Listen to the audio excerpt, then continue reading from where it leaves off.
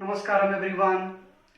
बेटा, कल हम लोग बात किए थे कि व्हाट इज अ लाइफ और एक लिविंग ऑर्गेनिज्म के कैरेक्टरिस्टिक के बारे में कि लिविंग ऑर्गेनिज्म को फूड, एयर और वाटर चाहिए। लिविंग ऑर्गेनिज्म जो है वो रेस्पिरेशन का प्रोसेस करता है। बेटा, रेस्पिरेशन का प्रोसेस होता है ताकि एनर्जी उसको मिल सके। कि रेस्पिरेशन एक ऐसा प्रोसेस है जिसमें क्या प्रोड्यूस होता है बेटा? एनर्जी प्रोड्यूस होता है। लिविंग ऑर्गेनिज्म एक्सक्रिएट करता है, वेस्ट को बाहर निकालता है। तो लगभग हम लोग कल 7 कैरेक्टरिस्टिक के बारे में बात किए थे। और हम लोग क्या कल बात किए थे? कल हम लोग बात किए थे लास्ट क्लास में कि जो लिविंग ऑर्गेनिज्म है उसको एनर्जी की जरूरत है, उसके बॉडी को ग्रोथ चाहिए, उसके बॉडी को मेंटेन करना पड़ता है। इसके लिए न्यूट्रिएंट्स जैसे कार्बोहाइड्रेट, फैट्स, प्रोटीन और मिनरल्स, विटामिन, ये सब क्या करता है बेटा? उसके बॉडी को मेंटेन करता है, एनर्जी प्रोवाइड करता है और ग्रोथ देता है। ठीक है ना? तो कल हम इसके बारे में बात किए थे। तो आज हम बात करते हैं क्या? कल मैंने आपको एक बात बताया था, क्या बेटा? कि अगर न्यूट्रिएंट्स का नॉलेज है, मतलब बॉडी को कार्बोहाइड्रेट का जरूरत है, बॉडी को फैट्स का जरूरत है, बॉडी को विटामिन चाहिए, मिनरल चाहिए, तो अगर इसका नॉलेज आपके पास है तो उसको बोलते हैं बेटा न्यूट्रिशन। इस चीज के नॉलेज को बोलते हैं न्यूट्रिशन। तो आज हम लोग डेफिनेशन से स्टार्ट करेंगे। क्या बेटा? कि व्हाट इज न्यूट्रिशन। आराम से लिखेंगे बेटा कि क्या न्यूट्रिशन, कि न्यूट्रिशन बोलते किसको है, व्हाट इज न्यूट्रिशन। तो कंप्लीट नॉलेज, आराम से लिखेंगे क्या बेटा? कंप्लीट नॉलेज, कंप्लीट नॉलेज क्या बेटा? Of nutrients, of nutrients, complete knowledge of nutrients जो रिक्वायर्ड करता है कहां बेटा? हमारे बॉडी को, जिसका रिक्वायरमेंट होता है, रिक्वायर्ड बाय आवर बॉडी। हाँ जी, रिक्वायर्ड बाय आवर बॉडी। क्यों जरूरत पड़ता है बॉडी को? क्योंकि फॉर, आराम से, फॉर किस लिए बेटा? एनर्जी, बोल दो और आगे बोलो, ग्रोथ, एंड किस लिए बेटा? Maintenance. Growth and maintenance is called nutrition. पक्का? इज दैट क्लियर कि नहीं? बात समझ में आ गया कि नहीं? कि complete knowledge of nutrients required by our body for energy, growth and maintenance is called क्या बेटा? न्यूट्रिशन। इज दैट क्लियर कि नहीं? कोई डाउट तो नहीं है? पक्का? तो बेटा एक बात याद रखना, जब भी साइंस पढ़ो ना, साइंस में बेटा डेफिनेशन अपना तगड़ा रखना। जितना अच्छा डेफिनेशन होगा ना, साइंस आपका उतना अच्छा होगा। डेफिनेशन का कॉन्सेप्ट होता है, तो हमेशा कॉन्सेप्ट को लो और उसके बाद डेफिनेशन को लिखो। तो बेटा न्यूट्रिशन आपको समझ में आ गया, न्यूट्रिशन का कॉन्सेप्ट मैंने आपको दे दिया है और उसके बाद न्यूट्रिशन का डेफिनेशन भी मैंने आपको लिखवा दिया है। तो चीज समझ में आ रहा है कि नहीं? तो साइंस का पहला टिप भी हम आपको देते चलेंगे। साइंस का पहला टिप क्या बेटा? डेफिनेशन। इज दैट क्लियर कि नहीं? कोई भी चैप्टर पढ़ो बेटा, कोई भी चैप्टर पढ़ो, जब भी साइंस पढ़ रहे हो डेफिनेशन को क्लियर रखना। डेफिनेशन एकदम खुद का होना चाहिए और डेफिनेशन मजेदार होना चाहिए। बात समझ में आ रहा है कि नहीं? ठीक है, तो ये हो गया। वीडियो को पॉज करके नोट कर लीजिए। ठीक है, मिटा दे इसको। चलो, तो बेटा न्यूट्रिशन हो गया। अब हम लोग पढ़ेंगे mode of nutrition. Mode of nutrition का मतलब क्या? हमको कार्बोहाइड्रेट चाहिए, हमको प्रोटीन चाहिए। बेटा हमको कार्बोहाइड्रेट, प्रोटीन, विटामिन, मिनरल जो भी चाहिए हमको जाकर लेना पड़ेगा। हम खुद से उसको तैयार नहीं कर सकते, हम खुद से उसको तैयार नहीं कर सकते। बात समझ में आ रहा है कि नहीं? अगर हमको प्रोटीन चाहिए तो हमको प्रोटीन जाकर के लेना पड़ेगा, तब जाके मेरे बॉडी को प्रोटीन मिलेगा। अगर हमको कार्बोहाइड्रेट चाहिए तो हम जाकर के वैसे सामान को खरीदेंगे जिसमें कार्बोहाइड्रेट हो, तब जाकर के मेरे बॉडी को क्या मिलेगा बेटा? कार्बोहाइड्रेट मिलेगा। बोलने का मतलब क्या है कि हम खुद से हम इस चीज को नहीं बना सकते हैं। लेकिन कुछ लोग हैं जो खुद से अपना खाना खुद से प्रिपेयर करते हैं, किसी और पर डिपेंडेंट नहीं होते हैं। बात समझ में आ रहा है कि नहीं? अगर हमको भूख लगा है बेटा तो हमको किसी और पे डिपेंड रहना है। लेकिन कुछ लोग हैं जिसको अगर भूख लगा हो तो वह अपना खाना खुद से प्रिपेयर करेंगे, खुद से, वो किसी पे डिपेंड नहीं रहेंगे। इज दैट क्लियर कि नहीं? तो समझते हैं बात को। तो मोड ऑफ न्यूट्रिशन, इसको हम दो पार्ट में बांटेंगे। एक है बेटा ऑटोट्रॉफिक, ऑटो क्या बेटा? Trophic, autotrophic. दूसरा क्या है बेटा? दूसरा है हेट्रोट्रॉफिक।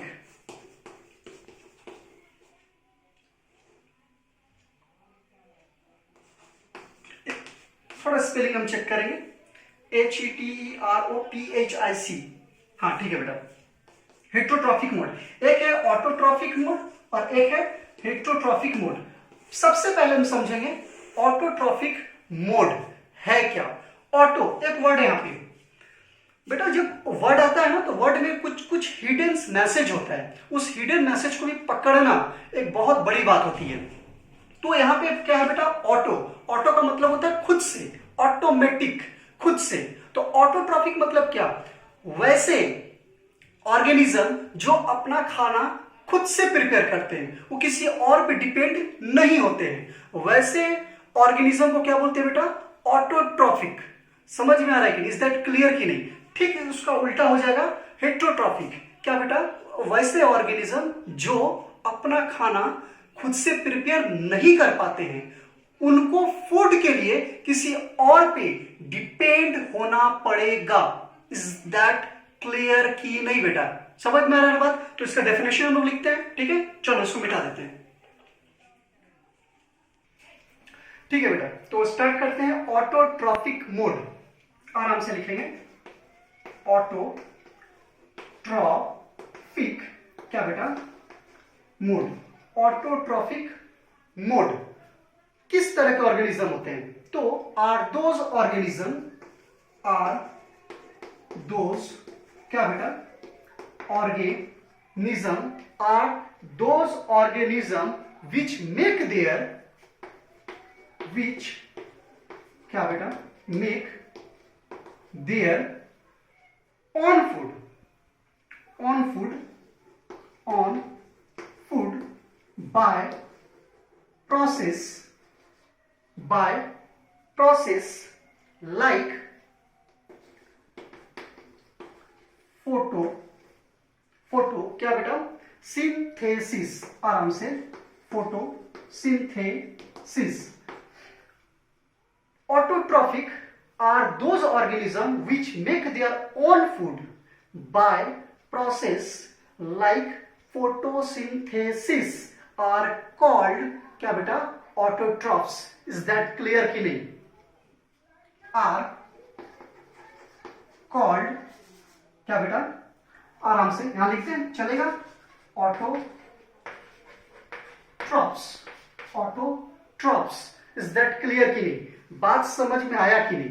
बेटा डेफिनेशन तो आपको बुक में भी मिल जाएगा, लेकिन हम जो डेफिनेशन लिखवा रहे हैं उसके लिए हम पहले इसको लिखते हैं, प्रिपेयर करते हैं, उसके बाद हम आपको देते हैं, ताकि आपको समझने में, पढ़ने में और उसको लिखने में एकदम प्रॉब्लम नहीं हो। डेफिनेशन थोड़ा आसान होना चाहिए और खुद के लैंग्वेज का होना चाहिए, तो ज्यादा मजेदार लगता है। तो are those organism which make their own food, वैसे ऑर्गेनिज्म बेटा जो अपना खाना खुद बनाते हैं, मतलब किसी और पे डिपेंडेंट नहीं होते हैं। उसका एक प्रोसेस, फोटोसिंथेसिस एक प्रोसेस है जिसके बारे में हम लोग डिटेल्स में पढ़ेंगे। वैसे ऑर्गेनिज्म को क्या बोलते हैं बेटा? ऑटोट्रॉप्स। क्लियर हो गया बात? पक्का? मिटा दे इसको हम। चलो ठीक है बेटा, तो बात समझ में आ गया ऑटोट्रॉफ किसको बोलते हैं। अब बात आ रहा है बेटा हेट्रोट्रॉफिक का। उसका मतलब क्या हो गया? नॉर्मल सा बात है, are those organism which can not make their क्या बेटा? ऑन फूड, मतलब वैसे ऑर्गेनिज्म जो अपना खाना खुद से प्रिपेयर नहीं कर सकते हैं। मतलब क्या? मतलब ये कि वो अपना खाने के लिए, खुद के भोजन के लिए वो दूसरे पर डिपेंडेंट होंगे। इज दैट क्लियर की नहीं? मतलब क्या बेटा? दे डिपेंड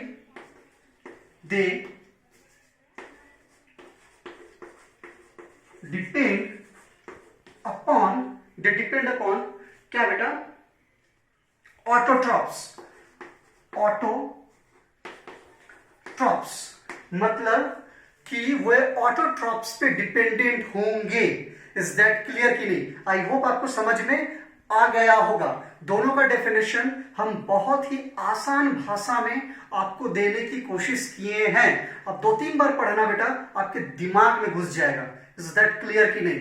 तो समझ में आ गया बात? मिटा दे इसको हम, चलो मिटा देते हैं। ठीक है बेटा, थोड़ी सी हम लोग डिस्कशन करेंगे प्लांट्स और एनिमल्स को लेकर, हल्का सा, ज्यादा नहीं। ये रहा बेटा हमारा प्लांट्स, ठीक उसके बगल में ये रहा बेटा हमारा एनिमल्स। आराम से, हड़बड़ाएंगे नहीं, रिलैक्स होकर के। प्लांट्स के बारे में अगर थोड़ी सी बात करें तो प्लांट्स का जो बॉडी स्ट्रक्चर होता है बेटा वो सिंपल होता है। बात समझ में आ रहा है कि नहीं? आप जंगल को देख लो, आप पेड़ पौधों को देखो, लगभग सभी पेड़ पौधे आपको एक जैसे दिखाई देंगे। एक जैसे बोलने का मतलब है सारे का कलर्स आपको ग्रीन दिखाई देगा, बड़ा एक जैसा दिखेगा। कोई डिफरेंट या कॉम्प्लेक्स बॉडी स्ट्रक्चर्स प्लांट्स का नहीं होता है। तो प्लांट्स की खास बात क्या है बेटा कि प्लांट्स का जो बॉडी स्ट्रक्चर होता है वो सिंपल होता है। इज दैट क्लियर कि नहीं? तो क्या लिखेंगे बेटा कि plants have simple body structure,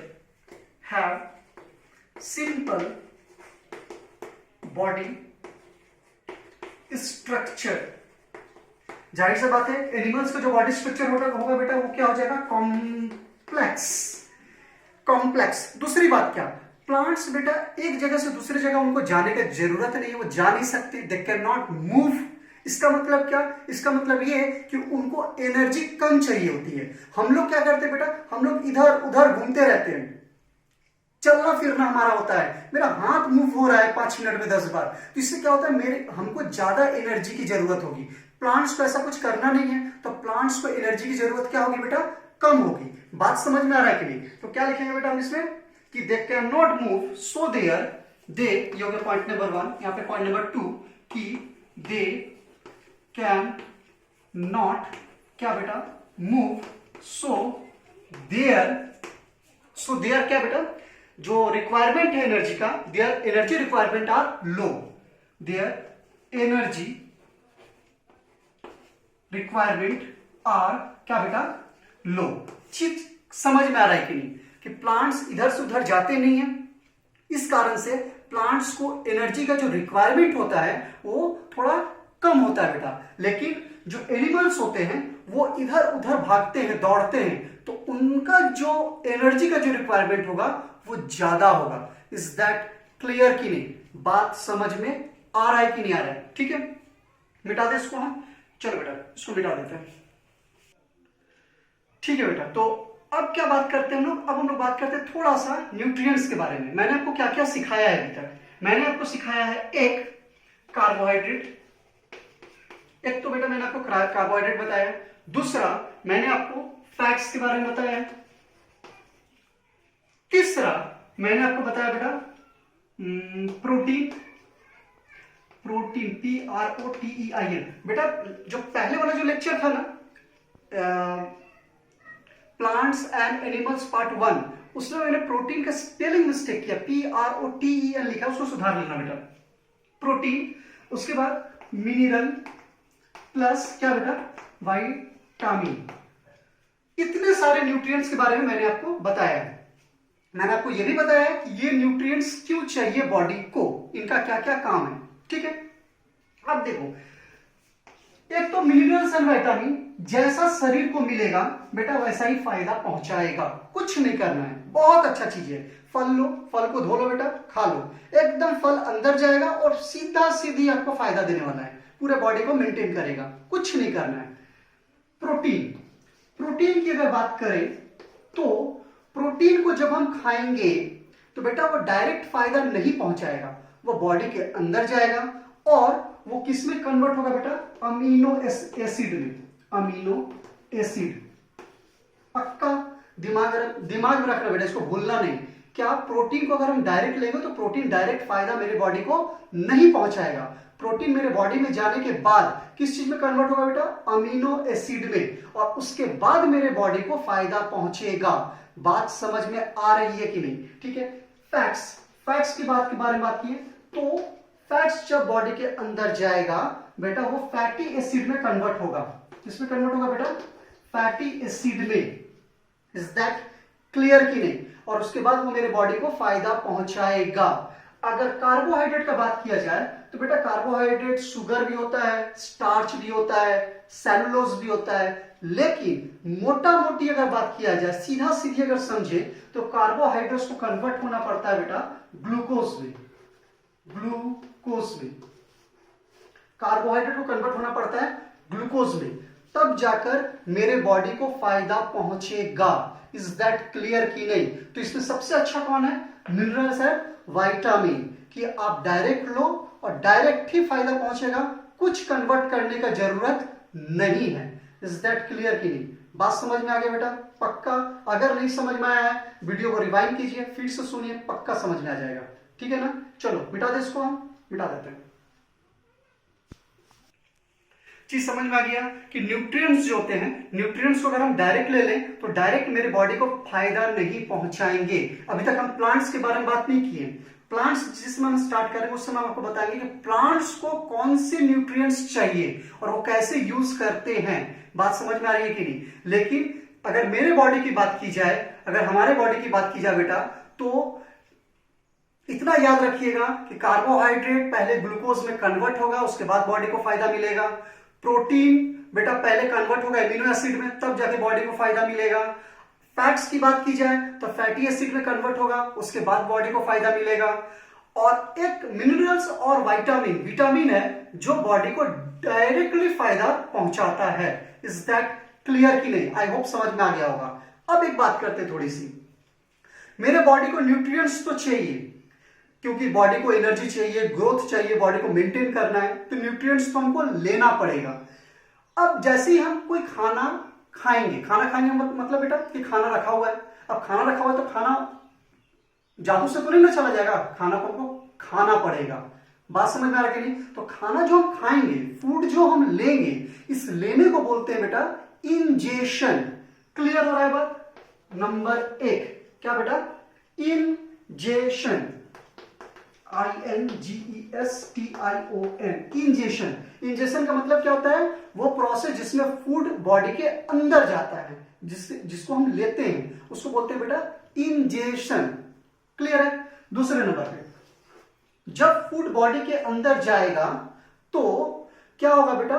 food को डाइजेशन प्रोसेस से गुजरना पड़ेगा, फूड डाइजेस्ट होगा, क्योंकि आप जो फूड लेते हैं वो मैंने अभी आपको बताया कि प्रोटीन अमीनो एसिड में कन्वर्ट होगा, फैट्स फैटी एसिड में कन्वर्ट होगा, कार्बोहाइड्रेट ग्लूकोज में कन्वर्ट होगा। तो कन्वर्ट होगा कहां? इसको कन्वर्ट करने के लिए बेटा एक प्रोसेस होता है जिसको हम बोलते हैं डाइजेशन। बहुत लंबा चौड़ा प्रोसेस है, उसमें भी हम बहुत डिटेल्स में आपसे बात करेंगे।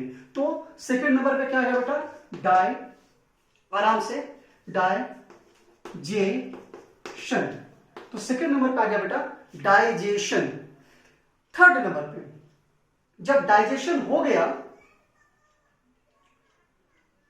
तो अगला जो पॉइंट होगा, डाइजेस्ट होने के बाद जो उसमें से प्रोटीन है, कार्बोहाइड्रेट है, फैट है, जो भी है, विटामिन है, मिनरल है, जो भी है, वे सारे चीजों को बॉडी के डिफरेंट डिफरेंट पार्ट्स तक पहुंचाना, ये हो गया तीसरा नंबर काम। इसको बोलते हैं बेटा एब्जॉर्प्शन।